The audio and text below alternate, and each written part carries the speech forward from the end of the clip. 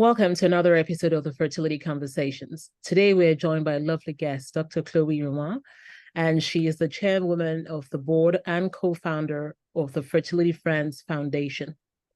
Very early in life, when she had chosen the path that she would take as a career, Dr. Rumar was determined that she wanted and needed to go into pro bono work in her native country of Haiti, where the shortage of access to healthcare was tremendous and still is.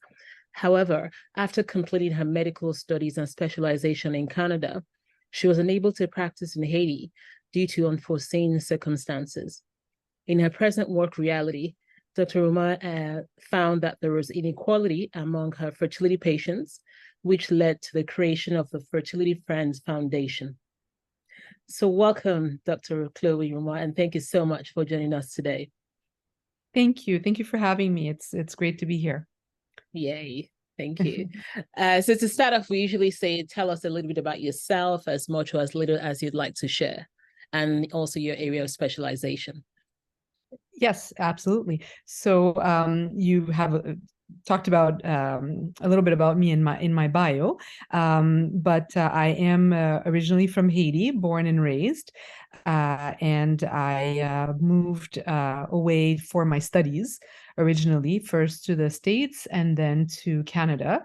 I studied medicine in Canada at McGill in Montreal. And then I did a residency in OBGYN and a fellowship, so a subspecialty in fertility and reproductive endocrinology. The plan was to go back to Haiti and practice there and have part of my work, as you mentioned from my bio, to be pro bono and to really try to give back because growing up there, the inequalities are very, very obvious, and in healthcare they're flagrant. And unfortunately, I wasn't able to go back. I also I ended up marrying a Canadian, so as part of the reason I didn't go back. So it wasn't. It's not all a bad reason. That's not what I meant. Right. But it was, life. My life turned, and so I ended up staying and lived in Montreal for until actually 7 years ago, when I moved to Toronto to continue my practice here. But as I was, as I've been practicing, what became obvious when you train in Canada and it's, healthcare is mostly covered. When you work in an area where it isn't all covered, and the price of treatment is prohibitive and very high, you end up seeing inequalities, right? Even though it's a country that has amazing healthcare, and so infertility is one of those branches. And even though there is some coverage in Ontario and in other provinces for fertility treatment, it's often not enough, right? Yeah. So people need to try many times, and things are very expensive. And so it was troubling, and it was hard to practice in that context. It still is, because you end up seeing that sometimes people have to choose a different treatment or abandon their dream of becoming parents because it's just not attainable. And so that led to myself and my husband, who actually has the exact same specialty, and so we work together and own a clinic together here in Toronto.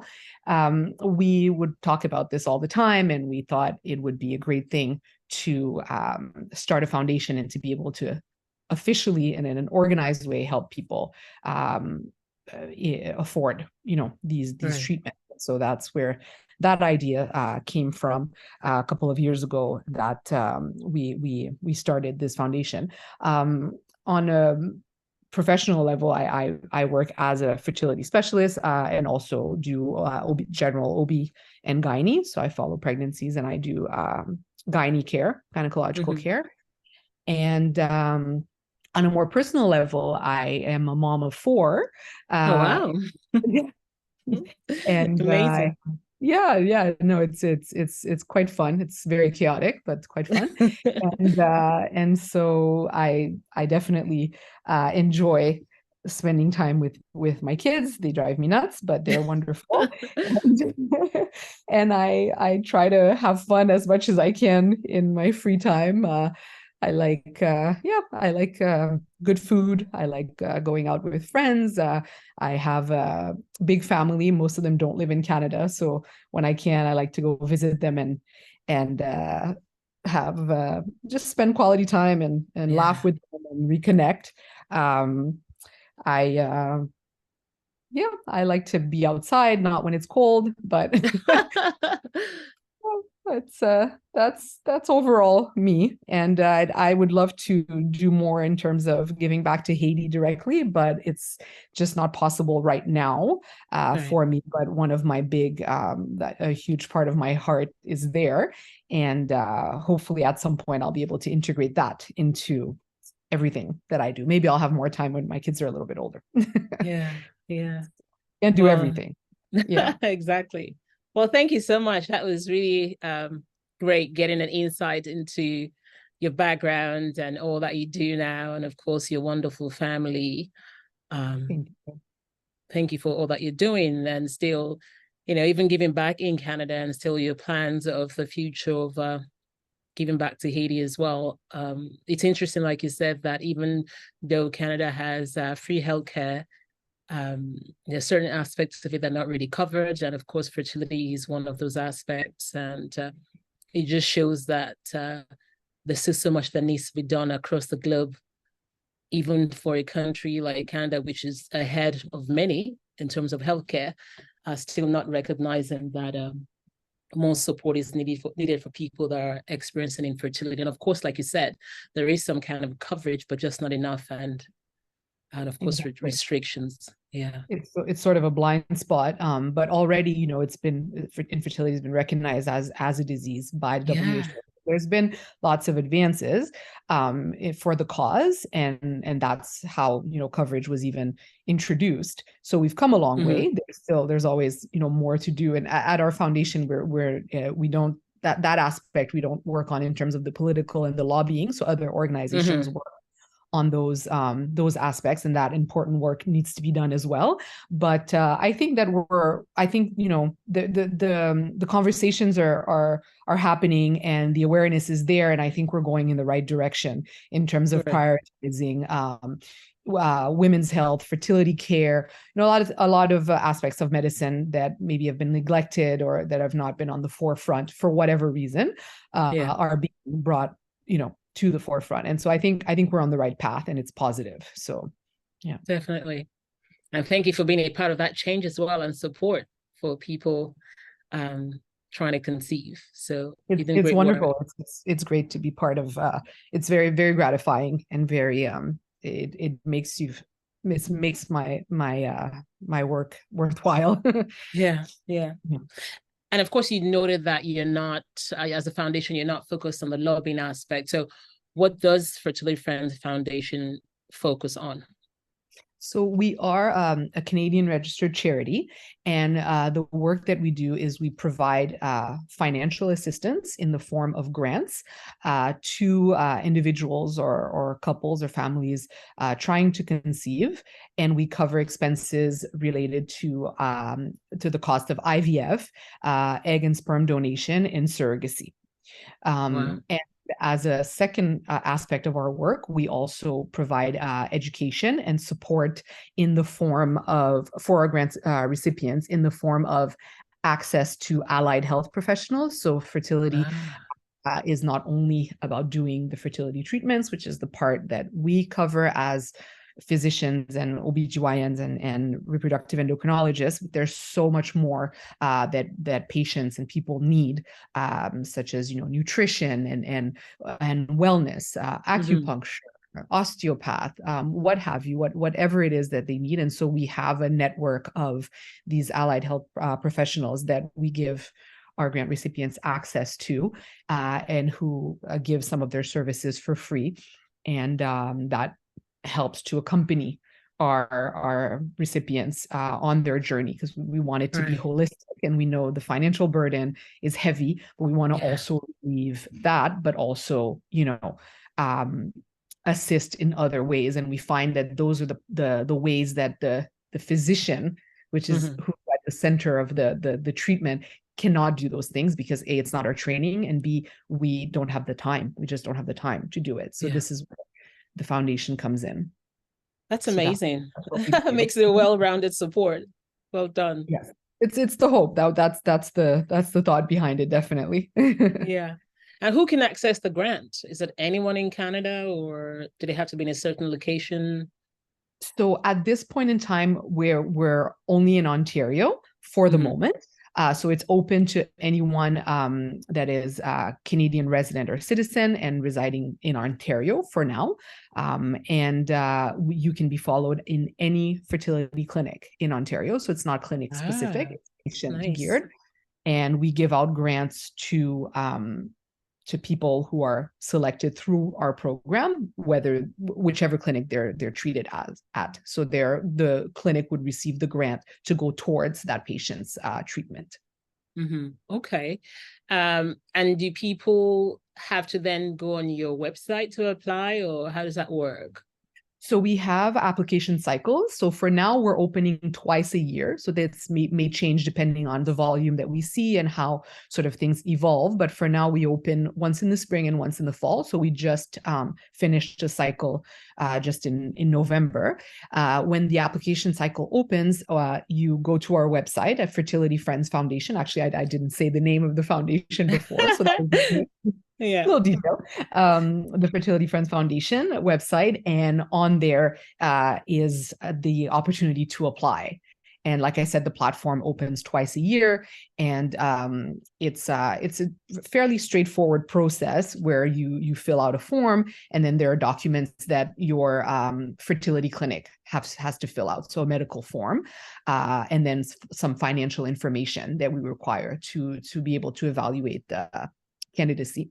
And then we have committees that review the applications anonymously, and then grant recipients are selected at the end of that process and then are announced. And when they are ready to go through their treatment, that's when the grant is given out to the clinic to cover the treatment as it's about to happen. Amazing. And it's great that you're actually covering a wide range of treatment options as well. So it's not just IVF, you also people considering donor conception and even surrogacy. That's amazing. Because we know that the costs go up so fast in those cases where you need a third party.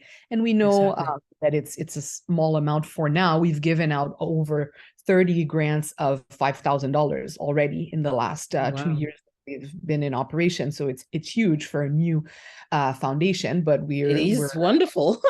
Thank you. We're very proud, and we're hoping to grow, obviously, to be able to give more and to have a bigger impact. But it's already something to be very proud of, and so we're very happy for what we've done so far. And the fundraising is the other aspect. Obviously, there's the recipients and the givers, and sometimes the recipients also give, which is amazing.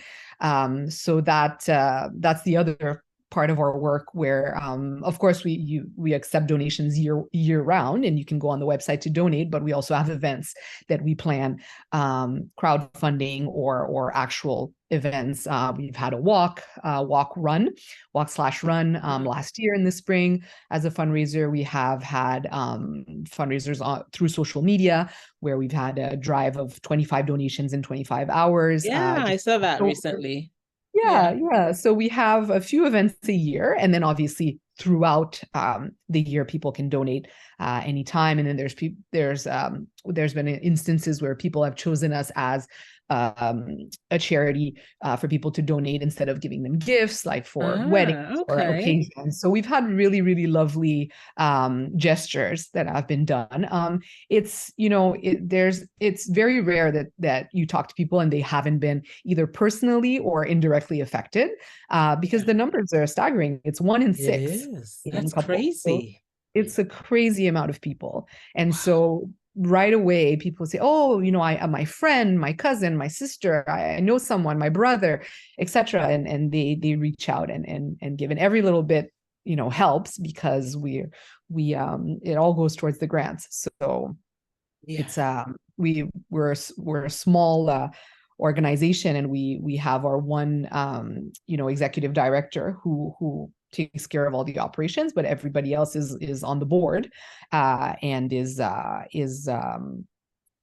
they're not salaried, so we can keep our costs down, and what we raise goes towards the funds. So it's every little bit counts, because it goes directly towards the grants.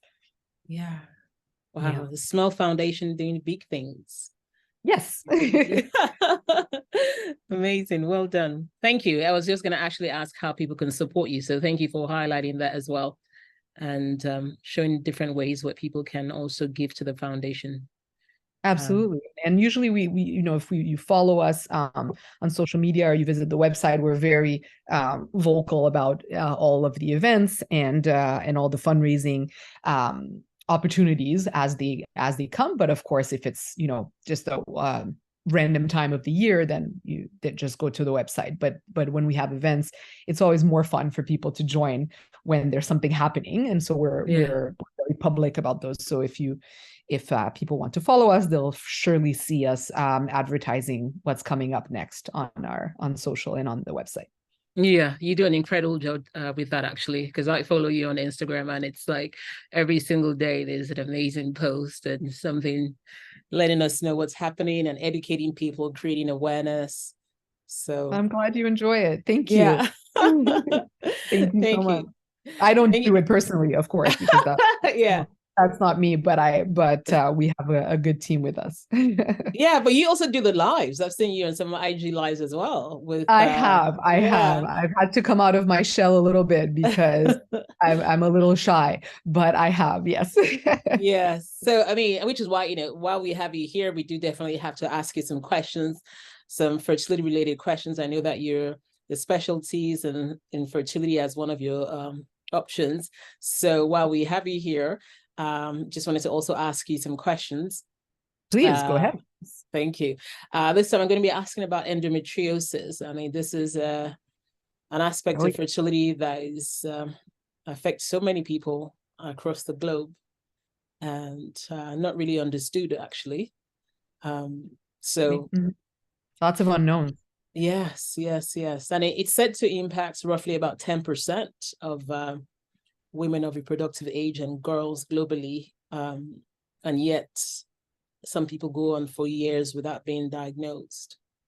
You're correct. So how can people are there symptoms that people can look out for to perhaps be able to seek help faster? There definitely are. Not to say that there always are. So some people don't have symptoms, and so in those cases, that can explain the delay in finding the disease, and it may just come up randomly if they happen to have a surgery for something else and it's found, or they present with infertility, and then as we're working them up, we find the disease, but it was pretty much asymptomatic. But we'll go over symptoms, because that's sort of where you can actually do something.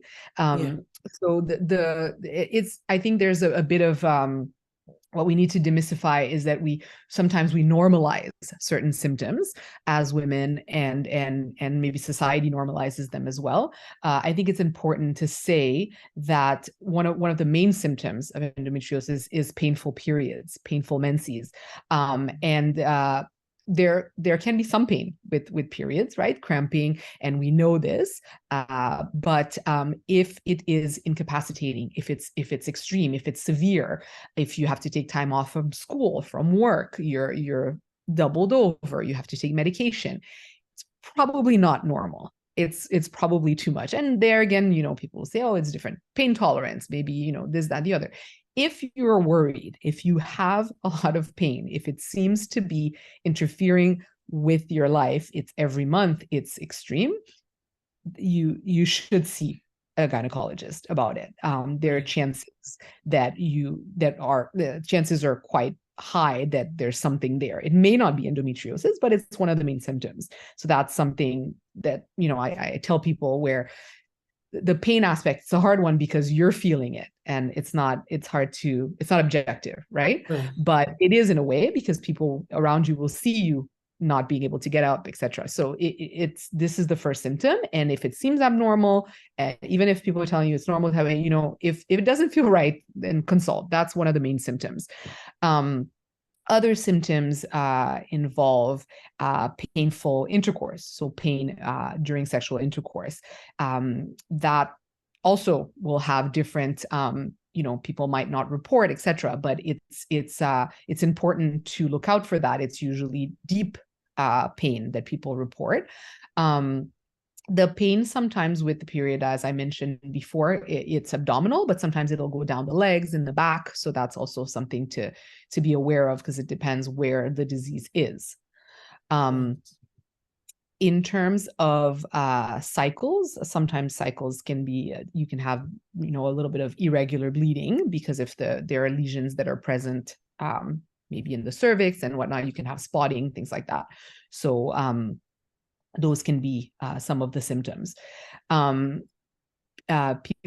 will report, again, because we're going to talk about what endometriosis is, but exactly, because that can be in different places, the symptoms are related to where these symptoms are. And so, for example, if they're near the bladder, then you can have symptoms when urinating. So with emptying your bladder, cramping, pain, and sometimes some blood as well. And the same thing when you're having a bowel movement. So pain with bowel movements, and sometimes bleeding if there's a lesion there.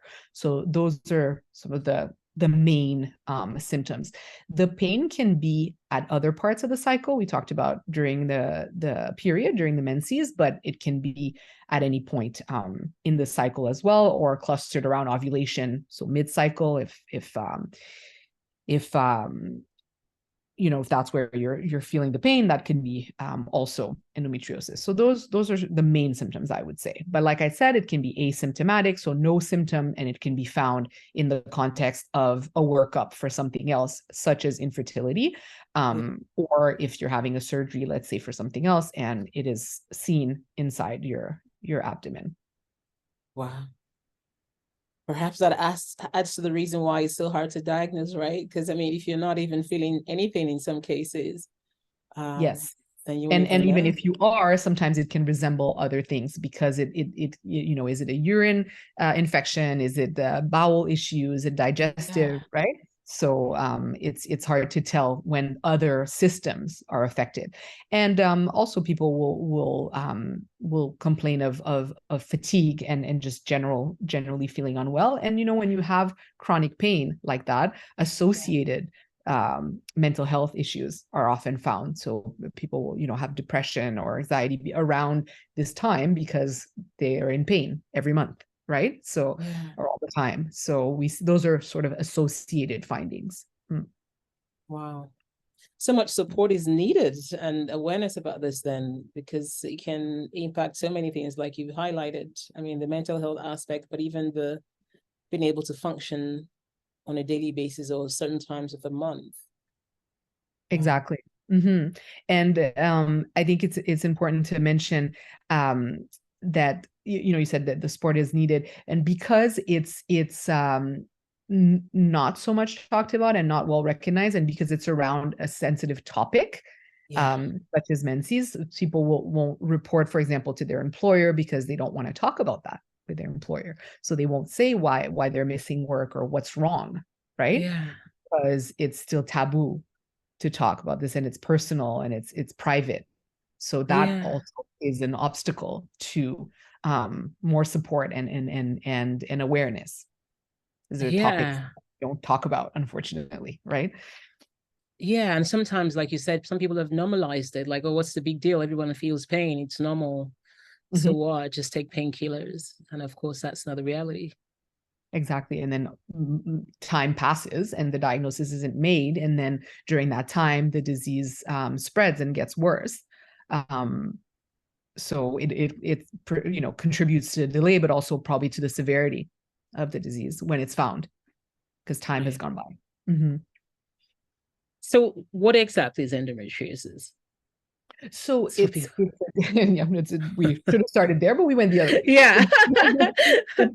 So it's a disease mostly of the pelvic organs, but it can be found in other parts of the body. So it has been found even in the lungs, even, but it's primarily in the pelvic organs. And what it is it's deposits or lesions that are made up of the cells that are normally inside the uterus, so inside the lining of the uterus, Right. the cells that shed when you have your period, and those cells are found, and they're not exactly like the ones in the uterus, but very close. They're just a little different, but very close to the ones in the uterus, and they're found outside. So they're supposed to only be in that lining, so the endometrium Right. lining, and they are found elsewhere. The most common places where they're found is on the fallopian tubes, on the ovaries, and in the pelvis, so inside the abdomen, on different organs, so on the bladder, on the digestive system, and just on just the peritoneum, so the layer that covers everything inside Right. the abdomen. But it can go higher up, so under the diaphragm, so up towards the thorax, so towards the chest, and then sometimes even in the lungs. So Wow. it can be higher up, but it's primarily in the pelvic area. And it's interesting because there's many theories as to how it develops. And originally people thought that it came about from retrograde menstruation. And what that means is that the menstrual blood and the cells that are inside the uterus, they're supposed to shed outward towards the cervix, the vagina, and out. And sometimes these cells can go up the other way, so up through the fallopian tubes and then out into the abdomen. So that's retrograde menstruation. And they thought, well, that makes sense, because then the cells sort of migrate and then implant inside the abdomen. But it's probably part of the explanation, but it's not complete, because most women will have a certain degree of retrograde menstruation, but not everyone will have endometriosis. So there's probably a component of your immune system that doesn't recognize these cells as, wait a minute, you're not supposed to be here, I'm going to destroy this cell. So people who end up developing it, there's an immune component where your body doesn't remove those cells from this spot where they're not supposed to be. And then there's probably also spread through the blood, because there's no way otherwise that it would get to the lungs. So they probably get into the bloodstream and migrate, and that's how they get to the lungs. So those are some of the theories. And then there's also a theory where the cells that are in the abdomen transform into uterus cells or endometrial cells. Just they so mutate, I guess you could say, for lack of a better word. So probably all of this happens. They're probably all right theories, but yeah, I haven't pinpointed one down, but definitely must be an immune component. Otherwise, everyone who has periods that go backwards would have endometriosis, and that's not the case. Yeah. Wow. And I guess for that potential explanation for retrograde menstruation, that might explain why some people develop endometriosis later, right? Not like some people don't seem to have, like some people say, well, they had zero symptoms earlier, and then perhaps later in the years, they started having painful periods, and then because they have to have had a few menstruations before it starts. Yes, you're right.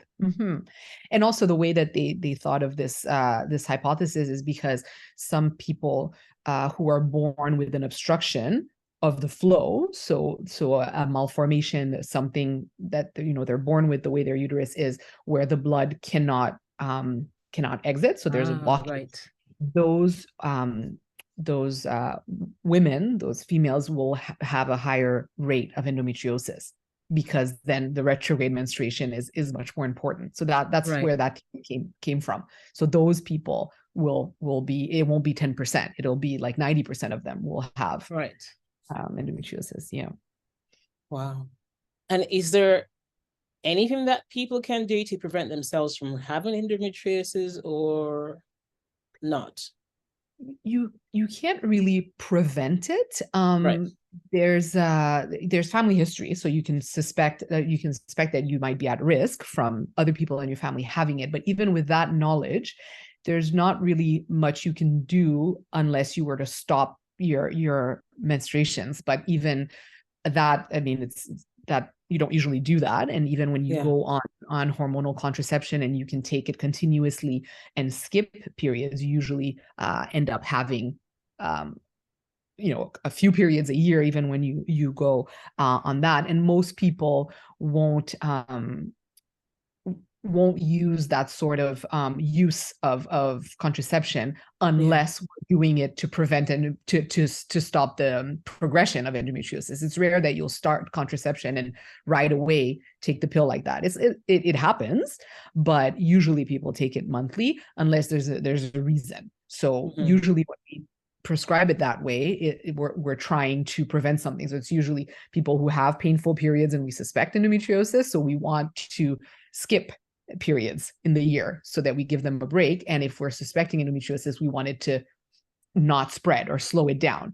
But it's rare that you'll come as a first time needing contraception and we'll say, oh, you're going to take the pill continuously. It's not usually the way it's prescribed. So what I mean is it would be hard to prevent it from developing by this sort of use of hormonal contraception. It's just not done. And even if there's family history, doesn't mean you'll have it 100%. So physicians are not going to prescribe it in a continuous fashion just to prevent it because, your sister had it or something like that. So, Okay. So if there's no way we can prevent it, is there any way we can stop it from getting worse? Or perhaps are there certain things that we can avoid doing which could potentially make it worse? Yes. So if we suspect endometriosis or if we actually have diagnosed it, so it's a bit hard to diagnose officially because the diagnosis, for it to be made and confirmed, you have to have tissue. So either obtain tissue through surgery. So you do a laparoscopy or surgery with a camera and put instruments through little holes in the abdomen, and then you see lesions that look like endometriosis. You take them, you biopsy, and then send them to the pathologist, and they look and say it is endometriosis. So that's how you have your official diagnosis. Or you may have lesions that are present in the vagina or on the cervix, and then you don't have to do a surgery. You can take those in the clinic, but usually it's through surgery and then sending it to pathology. So that's when you have a confirmed diagnosis. We don't necessarily do that to treat people. So when we suspect it highly through clinical symptoms, we treat as if people have it. So we say high clinical suspicion, and then we treat. So to your question, what can we do? How do we treat it, slow it down? If we are not doing a surgery, so if we're treating medically, and what we're trying to do is reduce the number of cycling episodes, so of menses, of periods per year. So we usually use hormonal contraception for that, either the pill, which has both estrogen and progesterone, or there are other molecules that contain only progesterone that don't necessarily prevent you from ovulating, but that make the lesions inactive. So keep them from growing and shedding, because that's what happens each month. So they go through a cycle just like your lining does. So if you give a medication that prevents that from happening, then those lesions will potentially not grow. And then that will reduce, how deep they grow and how much pain they're causing and how much damage, because there's scar tissue that forms each time they're allowed to grow and shed, because there's sort of growing and healing. So the scar tissue forms, or if it's on the ovaries, sometimes a big cyst will form, or an endometrioma, so a cyst filled with brown fluid, which is blood basically, and then also destruction of the organs. So the tubes, if the lesions are on the tubes, they get distorted and twisted and blocked sometimes, or filled with fluid. Or if it's at the ovary level, then you get destruction of the good eggs that are there because they're replaced by these deposits and these cysts. So you want all that activity to not be happening every month. So other treatments aside from oral, sort of the pill that we know, or progesterone components, you also have injections that you can give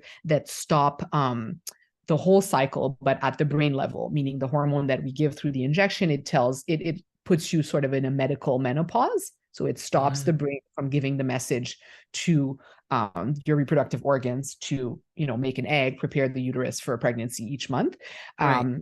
Those work quite well, but they have a lot of side effects because then you start having hot flashes and some of the symptoms of menopause. So we can give back a little bit of those hormones to compensate for those symptoms, and that's usually how we do it if that's the treatment that we choose. Those are sort of the medicated treatments, and then you have pain management. So you may give these hormonal options to slow things down, but the patient has the lesions that they have already. And so they're already dealing with that pain, and those don't usually go away. So you do have to still deal with the pain. So anti-inflammatory medications, narcotics. A lot of these patients are sometimes on some really, really big, strong pain medications, and it's hard to function because those have side effects, making you sleepy and woozy, and then can't work or you can't go to school. So it's a heavy societal burden and social burden as well. But the sort of other options are surgical, right? But when you go into surgery, there's always risks, right? So we always hesitate. Do we go in? Do we not go in? And when do you go in? Because the disease tends to come back. So often we try to couple the timing of surgery with, for example, if the person's trying to conceive, then we might do the surgery to increase their chances of conceiving naturally by reducing the amount of the disease, by going in and treating it and burning the lesions. Or you do it right before doing an IVF cycle or in vitro fertilization, so fertility treatment, because you want to be able to access the ovaries. So for example, there's big cysts and you can't see or you don't want to poke through them. So you do the surgery to sort of remove as much of the disease as you can, or to liberate the tubes if there's scar tissue. So the surgery is used to do all that, but also to remove the lesions. If you're going in for the pain factor and the actual well-being of the patient and not necessarily fertility, then you want to go remove those lesions. So they have to be actually cut out and removed. And they can be in really hard to reach places. And so it's very difficult surgery. It's delicate surgery. You're near bowel, bladder, nerves, blood vessels. So it's very similar to cancer surgery because the lesions sort of spread a little bit like cancer. They stick to things and it's difficult surgery. So people specialize in this type of surgery as gynecologists or sometimes general surgeons, but mostly gynecologists will specialize in this kind of surgery and to make it minimally invasive. So to do it through laparoscopy, not to do a big cut, and to be delicate with the tissues because these are often people who have not completed their family and may want children. So you can't remove everything, which would be one of the ways to treat things, but you can't because they need their ovaries, they need their uterus, their tubes. So, for something that has such a huge impact. I mean, listening to you, I just thought, wow, there needs to be more awareness and education and support. It just seems like it's neglected, but it's you're 100% right. You're 100% right. It is neglected, and there needs to be more awareness, and it's that also I think is going in the right direction. And there are groups in Toronto who we've worked with and gone to their events, and I was actually one of a speaker with them last year, this year.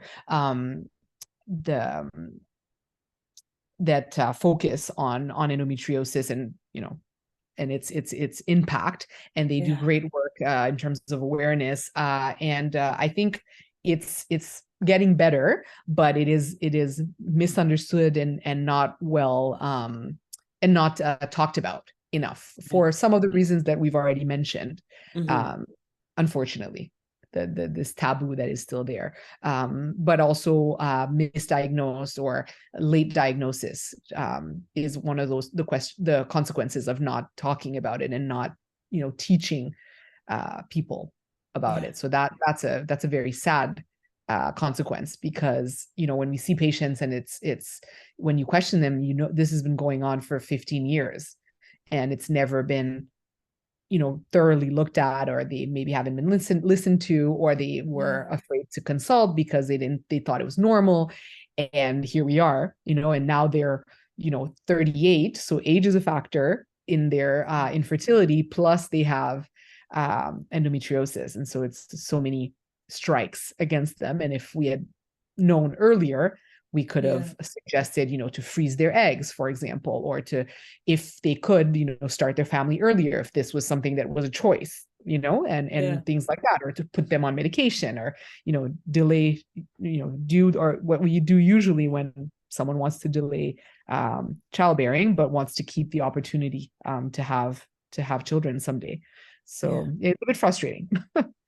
So should we be, because again, in some cases, it's silent, and even it being silent could be impacting different organs, as you've highlighted.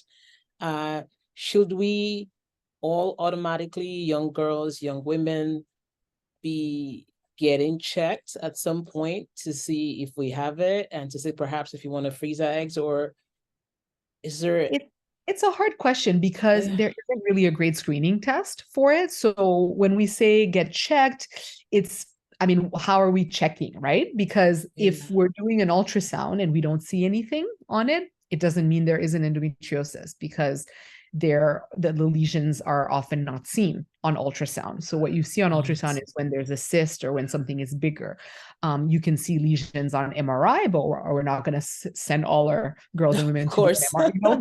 It's using the resources and also just doing a test for no reason. It's not a benign thing. I would say if there's any reason to suspect it or to worry about it in terms of family history or pain or symptoms, 100% get checked, talk to someone about it. And then if there is a clinical suspicion, then freezing your eggs, if that's something that aligns with your plans and your possibilities, then that's something to consider, ideally before 35, if endometriosis is present. For sure, that's something to consider, because like I said, the more you delay, then you add other factors that possibly will contribute to infertility. I'm not saying 100% if you have endometriosis, you will have infertility, but it is one of the causes and associations with infertility for the reasons that we talked about. So destruction of the eggs, if the lesions are at the ovary level, problems with the tubes being blocked or distorted, the lining not being great quality, all this inflammation that's present. We talked about the immune system being not great at detecting these cells and removing them. There's also this inflammation happening. And so implantation, so an embryo implanting, also these women have lower chances of implantation. So even if they get an egg, it fertilizes, it goes down the tube, or we get an egg through IVF, fertilize outside of the body, put it back, they still have a lower chance. So you don't want to be adding age and other factors. If you already know you have endometriosis, it'd be a great idea to freeze eggs if that is a possibility for that person. In terms of screening, like I said, we don't have great screening tests, so it's hard to say what to do for everyone at large. Just because you're not going to get much out of an ultrasound. If it's normal, it doesn't mean you don't have anything. A gynecological exam, palpation, checking. If we don't see anything, it doesn't mean there isn't anything, but at least, if you're having your regular follow-ups, if something is to be caught, then great. So I'm not saying not to go, definitely go for your pap test and regular checkups. And then if there's something that comes up, then it can be found, but there really isn't a screening test for endometriosis. So unfortunately. Wow. Perhaps in the future, with more research, maybe there will be a blood test or something that we absolutely can... And I think that's where things are going to go, and it's going to be genetic. It's going to be some some marker or something like that is going to be found in the blood. I'm sure we're gonna get to that. That would be amazing. It would definitely be. And some people have said, I've heard it just around, some people might say that endometriosis can be cured by having a baby, or they know someone that as soon as they had a baby, all the symptoms went away. Is that a myth, or is that factual?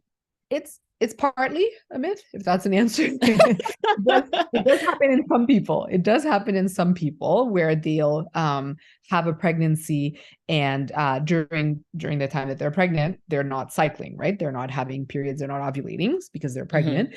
And so the disease presumably is quiescent. And then after they deliver, it doesn't come back. It can happen. But it's not it shouldn't be thought of, oh, if I just get pregnant and have a baby, it's not a cure for it. It's not a cure, right? Okay. No, it's not. It's really not. And we really shouldn't be telling women that also, because that's the expectation. And then, it doesn't happen, especially if you have deep lesions. They're already there and they're, stuck to a nerve, and they're deep, and they've done their damage already in the scar tissue and whatnot. Even if they're not active anymore, that damage is already done. So the cure is only surgical in that case, because even if you give you control with hormones, that's going to prevent the activity. But the what's already been done, you can only do surgery for that. So that's why I said it's part myth, because it does happen, but it's probably someone that has lighter disease, because there's severity and gradings. It would be someone that maybe has more superficial lesions that are not active for 9 months, even longer, because if you don't start having cycles right away, let's say if you're nursing, or your periods don't come back, and so all that time, it could be a year, right, without any cycles or more, then they might just dry up and heal. But it's probably in people who have less severe disease, I would say. Right. Wow. Thank you so much, Dr. Roumai. I'm so glad that I actually took this opportunity to ask you these questions about endometriosis. I feel like myself and everyone listening has just been well educated. I know that you're so knowledgeable in this aspect from, of course, following the Fertility Friends Foundation on Instagram and seeing many of the conversations you've had and places you've gone to.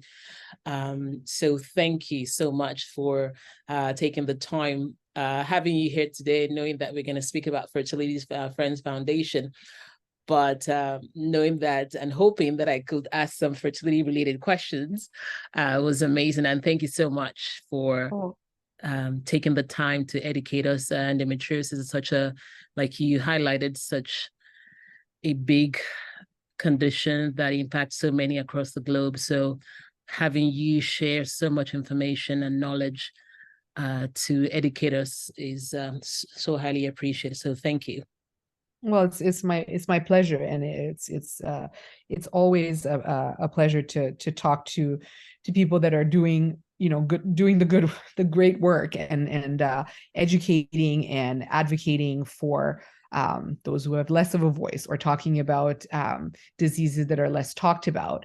And every time we have these conversations and we raise awareness, somebody that's listening will say, oh, this resonates, and maybe I can do something about it. And so that's the hope, anyway, that it'll help people consult more or sooner, so that their problems can be addressed, whether they are fertility related, or pain, or just finding out what's wrong with them, right? Because just the knowledge and the relief of knowing that it's not all in your head, or that you're not imagining this and putting a name on it, and then hopefully getting treatment or management or prevention of complications, or prevention of or addressing fertility concerns and whatnot. So it's because there's so much that's in the timing for fertility and for endometriosis in general, because of its progression. So I think where we have to do the work is in the awareness and letting people know this exists, and these are the symptoms, and this is what you should do and be looking for, and whatnot. So I'm very, very happy to have been a part of this. Thank you. Thank you so much. And I know for anyone listening, wanting to reach out to you, because I mean, we can all hear the passion in your voice, and you wanting to just, for people wanting to reach out to you, what's the best way to reach you? Is it through Fertility Friends Foundation, or what clinic are you at? How can they connect with you? So we are at Tripod Fertility Clinic Right. in Toronto. So we can be reached through our website if people want to consult for Right. either fertility concern, obstetrical, so pregnancy, prenatal care, or a gynecological concern. There is you can self-refer through our website at tripodfertility.com. And you can also ask your family physician or another physician to refer you. So we have both Right. avenues that are welcome.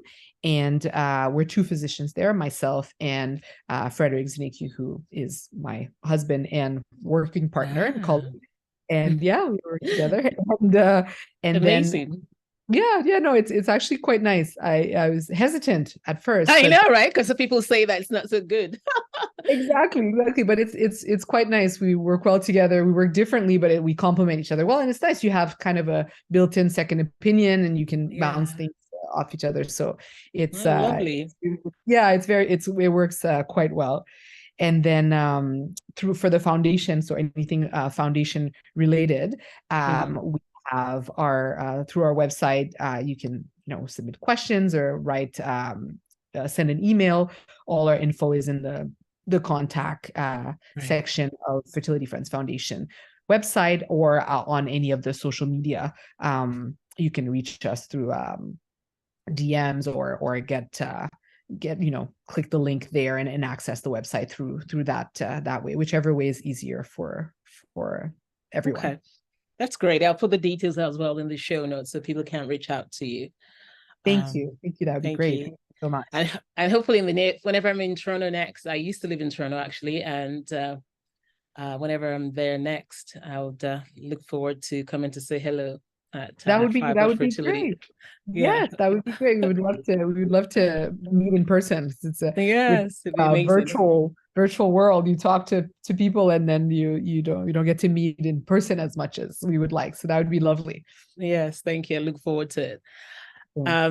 And as a wrap up, is there any other information or word of encouragement that you'd like to share with anyone listening right now and currently navigating their fertility journey? I would say that make sure you're listened to. So make sure wherever you're being followed and people who are helping you along the journey, because I find that often patients not always have the key. It's in the patient where knowing what the problem is and what direction the solution should take.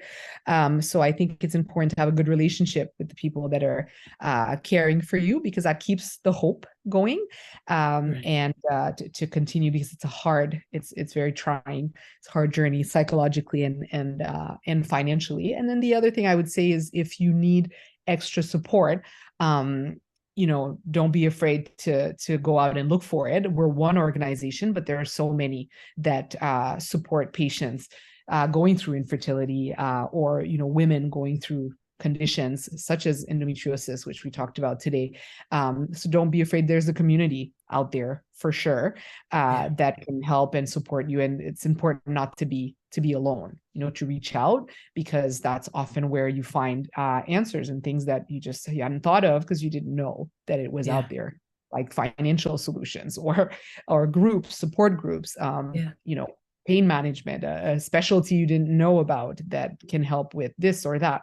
So I think make sure you look around, and so that you can advocate for yourself and see what's out there, and have a good, trusting, good relationship with the people caring for you, so that you can you share your concerns and you're heard. That's important. That's my message. Well said, Dr. Roumai. Thank you so much. It's my pleasure. For your time again today, for your passion, for all that you're doing to educate, to support, to create awareness for so many across the globe. You're just not reaching only people in Canada, you are reaching lots of people across the globe. So thank you for all that you're doing. And thank you for also choosing Friends Foundation. It is amazing what you're doing. For many people, the financial aspect is the part that rules them out, that doesn't give them a chance at all, because they just cannot afford it. Exactly. So for you creating that foundation to reach so many individuals and couples and families to be able to get their dream of expanding their families is amazing. So thank you for that you're doing. Thank you for everything and for what you're still planning to do to reach out to Haiti and to so many other communities. You're truly appreciated, and I look forward to meeting you in person and hopefully again having you again in the near future to speak to you again. Thank you so much. You're really appreciated. It would be my pleasure to come back and speak to you. And thank you for your kind words. I hope I have many years of a lot of energy to do everything. I hope so too. I'll be cheering you on. Thank you. Thank you so much. Thank you so much. Thanks for having me. Take care. You too. Bye for now. Bye-bye.